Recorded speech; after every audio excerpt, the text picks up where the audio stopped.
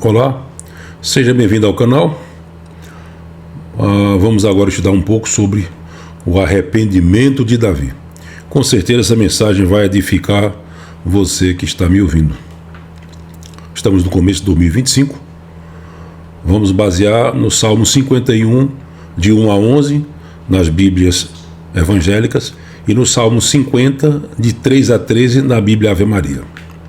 Diz assim a palavra do Senhor: Compadece-te de mim, ó Deus, segundo a tua benignidade, e segundo a multidão das tuas misericórdias, apaga as minhas transgressões. Lava-me completamente da minha iniquidade e purifica-me do meu pecado. Pois eu conheço as minhas transgressões, e meu pecado está sempre diante de mim. Pequei contra ti somente, e fiz o que é mal perante os teus olhos, de maneira que serás tido por justo no teu falar e puro no teu julgar. Eu nasci na iniquidade, e em pecado me concebeu minha mãe. Eis que te comprazes na verdade, no íntimo e no recôndito me faz reconhecer a sabedoria. Purifica-me com esopo e ficarei limpo, lava-me e ficarei mais alvo que a neve. Faze-me ouvir júbilo e alegria para que exultem os ossos que esmagaste. Esconde o rosto dos meus pecados e apaga todas as minhas iniquidades. Cria em mim, ó Deus, um coração puro e renova dentro de mim um espírito inabalável. Não me repulse da tua presença, nem me retires o teu Santo Espírito.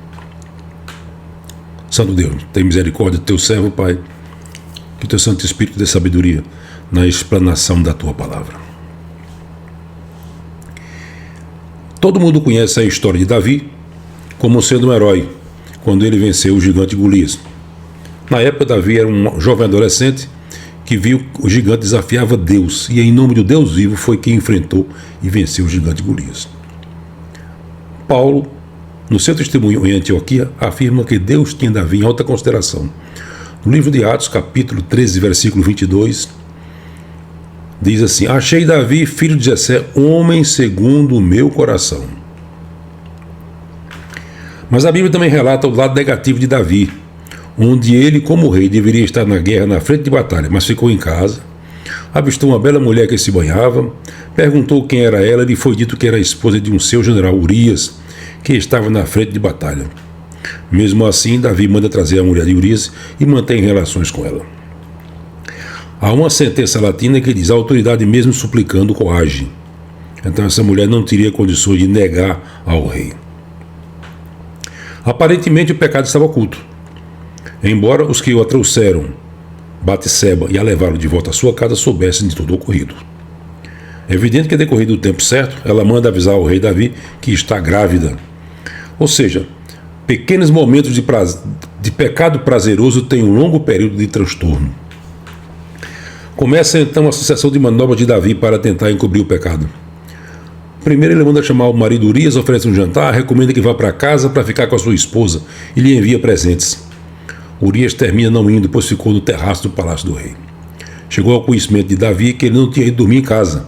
No dia seguinte, Davi então o convida novamente para uma refeição e o embriaga. Ele volta a dormir junto com os guardas do palácio de Davi.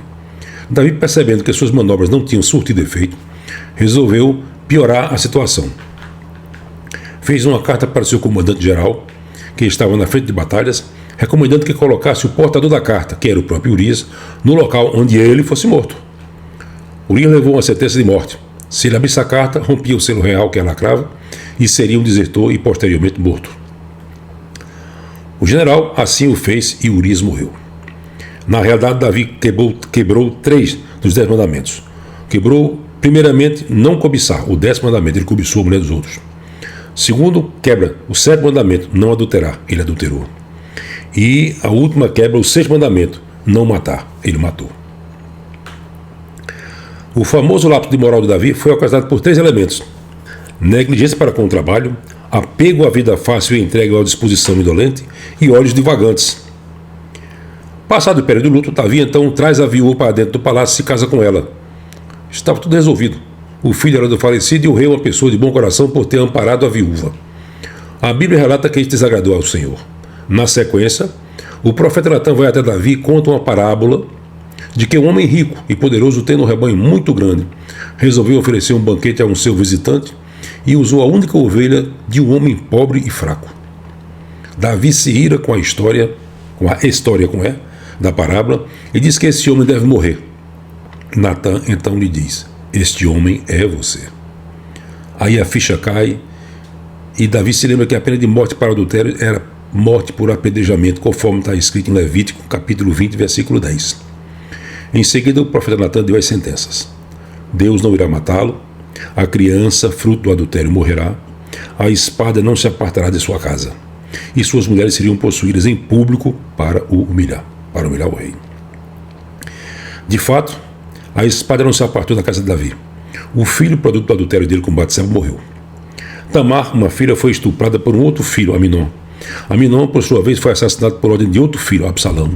Absalão foi assassinado por Joabe, seu comandante do exército. Adonias foi morto por ordem de seu filho Salomão. E por fim, Absalão, antes de ser assassinado, ele possuiu as mulheres de Davi.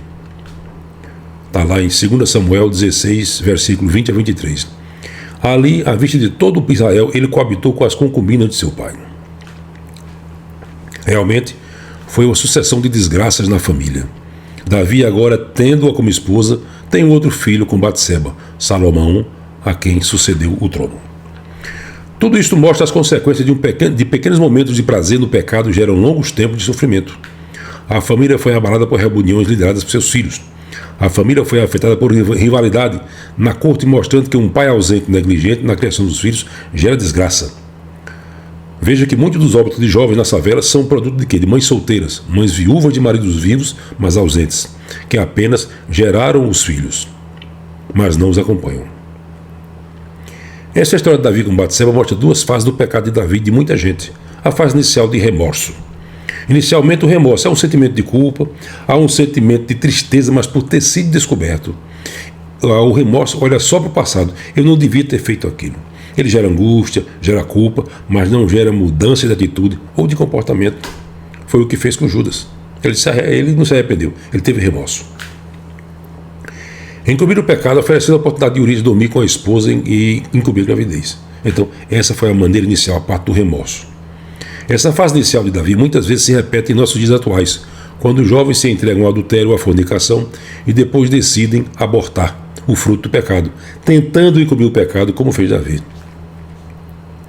Quando Davi foi confrontado com o profeta, ele viu que Deus não aprovou e estava ciente de tudo.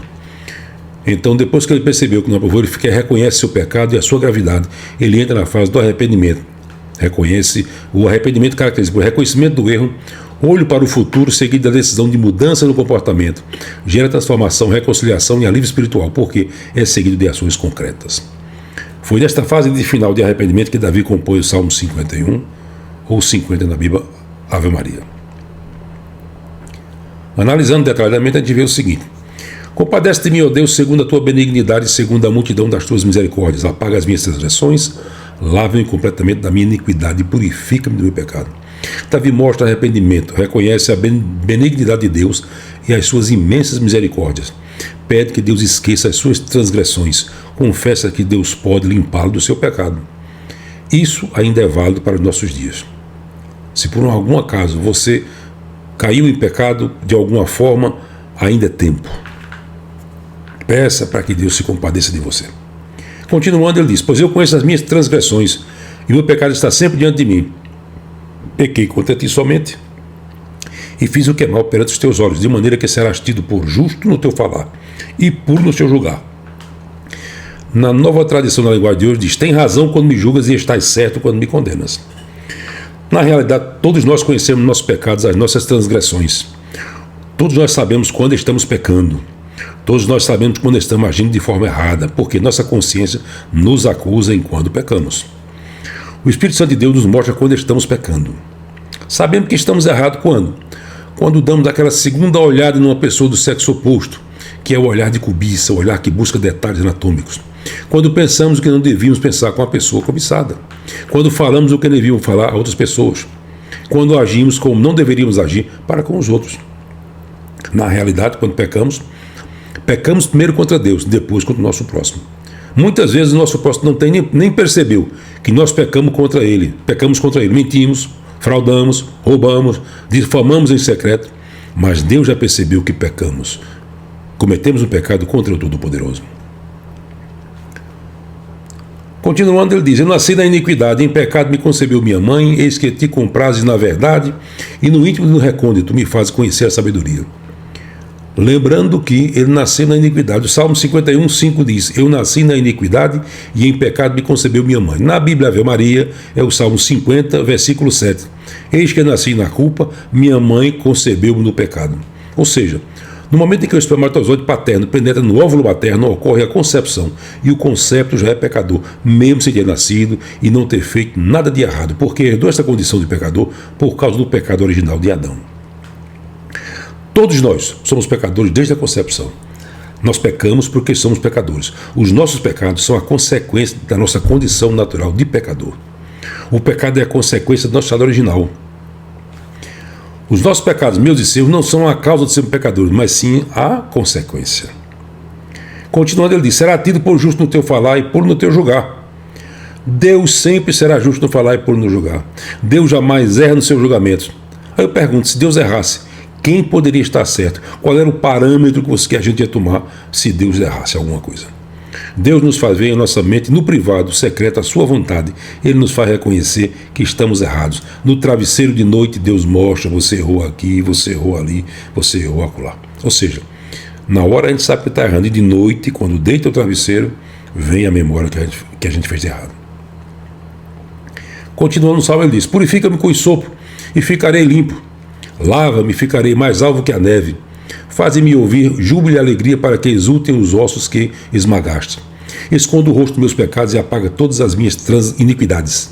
Cria em mim, ó Deus, um coração puro e renova dentro de mim o espírito inabalável. Não me repulse da tua presença, nem me retires o teu Santo Espírito. Davi pede para que Deus limpe as suas transgressões. Pede para que Deus, achando na cor de escarlate pelo pecado, deixe o alvo como a neve. Davi pede para que Deus faça com que ele volte a sentir alegria e júbilo e não vergonha. Davi pede para que Deus não veja seus pecados e que cancele as suas iniquidades. Lembrando que Deus perdoa o pecado, mas não o inocente ao culpado. No livro de Números, capítulo 14, versículo 18, diz que o Senhor é longânimo e grande em misericórdia. Perdoa a iniquidade e a transgressão, ainda que não inocente ao culpado. Levítico 25:10 está dizendo que se um adulterar, será morto o homem e a mulher. Esta semana eu vi no YouTube um relato de um médico abortista, Dr. Anthony Levatino. É fácil localizar no YouTube. E ele confessa ter cometido mais de 1.200 abortos de primeiro e segundo trimestre. E ele relata que desses todos, apenas 12 tinham relativa indicação médica. Um foi por estupro, um por incesto e 10 casos de síndromes genéticas que geram malformações. Os outros 1.188 não tinham relativa indicação, foram de mulheres saudáveis, que o procuraram para se ver livre do comprovante do pecado, achando que, abortando, está tudo resolvido, como Davi tentou fazer. Pecadores são todos nós, todos os dias. Se você reconhece que pecou, se arrependa, confesse e peça perdão. Tenha o seu espírito quebrantado e o coração compungido e contrito, e Deus limpará a alma, deixando branca como a neve. Eu não sei nem se e nem como você ou alguém conhecido seu precisa ouvir essa mensagem. Mas seja como for, quem pecou, não ouça o que Satanás sempre diz. Você não tem jeito, você fez isto, isso e aquilo. Por que você não deve dar ouvido? Satanás é o acusador. Os conselhos de Satanás normalmente levam à depressão ou ao suicídio. Lembre-se de 1ª carta de Pedro, capítulo 5, versículo 8, diz: sede sóbrio vigilante, o diabo, vosso adversário, anda em derredor, como um leão que ruge procurando alguém para devorar. Ele está ao derredor, sempre querendo uma oportunidade. No Evangelho de João, capítulo 10, versículo 10, Satanás vem sempre com um propósito ruim. O ladrão vem somente para roubar, matar e destruir. Então, a finalidade dele é levar o homem ao pecado. Faça como Davi. Se você por um acaso caiu em algum pecado, faça como Davi, confesse, se arrependa e ouça o que Deus lhe diz, conforme ele disse à mulher lá no Evangelho de Lucas, capítulo 7, versículo 48. Então disse Jesus à mulher: perdoados são os teus pecados. Ou ainda no livro de Mateus, capítulo 9, versículo 2: eis que trouxeram um paralítico deitado no leito, vendo-lhe a fé, Jesus disse ao paralítico: tem bom ânimo, filho, estão perdoados os teus pecados. Ou mesmo que na sua última respiração, faça como o ladrão penitente na crucificação junto com Jesus. Está lá em Lucas 23, 42 e 43. E acrescentou Jesus, lembra-te de mim quando vier no teu reino. Jesus lhe respondeu, em verdade te digo que hoje estarás comigo no paraíso. Então, se você, por acaso, caiu em algum pecado, a solução, entenda que a solução não é sacrifício físico. Não há necessidade de sacrifícios físicos como autoflagelação na Semana Santa, subir escadas de joelho, acompanhar procissões de pés descalços, andar sobre pedras ou brasas, pagar promessas a santos ou santas da Igreja Católica. O único sacrifício agradável a Deus está no Salmo 51:17, na Bíblia, revista atualizada, que diz: sacrifícios agradáveis a Deus são o espírito quebrantado, um coração compungido e contrito, não o desprezarás, ó Deus. Na Bíblia, a Ave Maria está no Salmo 50, versículo 19. Meu sacrifício, ó Senhor, é um espírito contrito, um coração arrependido e humilhado, ó Deus, que não haveis de desprezar. Por fim, espero que tudo isso aqui que você ouviu trabalhe em você ou em quem precisar, esperando que reconheça que é um miserável pecador, como fez Davi. Faça como um ladrão penitente na cruz, reconheça que precisa de salvação. Reconheça que só há um nome que se pode ser salvo, o nome de Jesus. Confesse Jesus como seu único e suficiente Salvador. Abandone a devoção aos santos. Se reconcilie com Deus e tenha a sua eternidade junto de Deus. Que Deus abençoe a você e toda a sua família. Que essa mensagem faça morada em seu coração, que você reflita em todas as passagens lidas, em tudo que foi expresso aqui, que é para a sua edificação. Deus o abençoe e guarde. Amém.